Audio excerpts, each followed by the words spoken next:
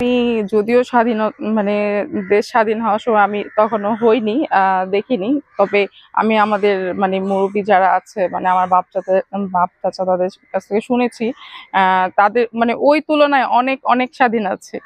So আজকে 26শে March স্বাধীনতা দিবস। সো মানে স্বাধীনতা দিবস উপলক্ষে সকল দেশবাসীদেরকে জানাই 26শে মার্চ স্বাধীনতা দিবসের শুভেচ্ছা, এবং সকল শহীদদের প্রতি শ্রদ্ধা ও অভিনন্দন। সরি ভাইয়া, সেটা এখন বলা যাবে না, একটু তো রাজনীতি এসে পড়ে যায় এটা। সো এই প্রসঙ্গ বাদ দিয়ে অন্য কিছু কোশ্চেন। স্বাধীন নেই?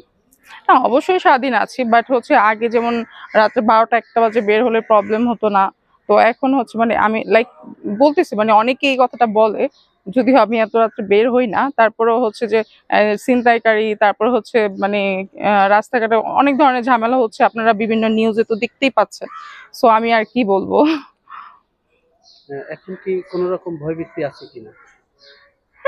এই যে আশা করে না, ভয়ভীতি তো আছেই। মানে এখন তো সরকার, আসলে এটা তো সরকারেরও দোষ না। আমরা যদি মানে সরকারকে না মানি, তাহলে তো এটা আমাদের দোষ, সরকারের দোষ না। আরেকটু বিষয় যাব, সেটা হচ্ছে বর্তমান প্রেক্ষাপট নিয়ে যদি জানতে চাই, তাহলে কেমন চলছে দেশ? দেশ তো ভালো চলছে, মাত্র সরকার আসছে। এখন সামনের দিনগুলোতে বোঝা যাবে যে দেশ কেমন চলছে। কেমন দেশ চাওয়া? নিশ্চয়ই স্বাধীন দেশ চাওয়া। স্বাধীন হুম। মানুষ নিরাপত্তায় থাকবে আসলে? হ্যাঁ, মানে এখন যেমন মানে রাস্তায় বের হলে মনে হয় যে, এই যে 2-3 দিন আগে আমি আসার টাইমে আমার পাশের আমি গাড়ি থেকে দেখতেছিলাম যে রিক্সাতে মানে একটা ছেলে মেয়ে যাচ্ছে। সো দেখলাম ওর কান থেকে একটা দুল মানে এতগুলো মানুষের সামনে মানে টেনে ছিঁড়ে নিয়ে গেল। মানে কেউ কিছু বললো না। মানে এটা কি ভাই, একজন একটা প্রবলেমে পড়ছে, সবাই যদি মানে ধরে, তাহলে তো এই প্রবলেমটা হয় না। কিন্তু আমরা মানে তাকিয়ে তাকিয়ে দেখতেছি। তারপর বিভিন্ন নিউজগুলোতে দেখি যে মানে একজনকে ধরে ধরে পিটাচ্ছে, কেউ কিছু বলতেছে না। তো এটা তো ভাই আমরা স্বাধীন না। তো এইগুলো আমাদের প্রতিরোধ করা দরকার।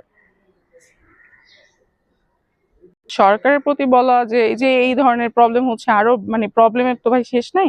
সো মানে যে প্রবলেম গুলো আছে মানে জনগণের, এইগুলো উনি যেন দেখে এই প্রবলেম গুলো যেন সলভ করার চেষ্টা করে। আসলে মানে সরকারেরও তো দোষ নেই, উনি মাত্র আসছে, এখন আমাদেরও মানে উনি তো ওনার মতো করবেই। সো আমরাও সরকারকে মেনে চলবো, বা ওনার নিয়ম কানুন গুলো মেনে চলবো, তাহলে আমাদের দেশ ভালো হওয়ার সম্ভাবনা থাকবে ইনশাল্লাহ।